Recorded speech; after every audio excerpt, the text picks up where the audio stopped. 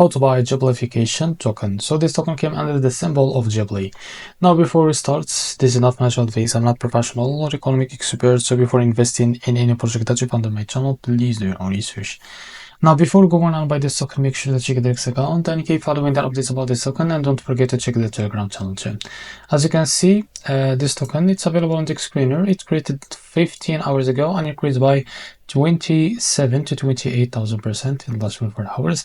This token trending number 1 in this section. To be able to buy this token, copy the token address from here, open your Phantom wallet for that. Now we'll just log into my wallet first, as you can see. After that, click on swap. Make sure that you have enough Solana on your wallet. Now click here and paste the token address in the search bar. As you can see, this is also click on it. Now here you can type how much you want to buy. So as you can see, this is how much you receive that token. As you can see, now to select provider, click on pricing, click on provider, select Jupiter for example. As you can see, click on apply.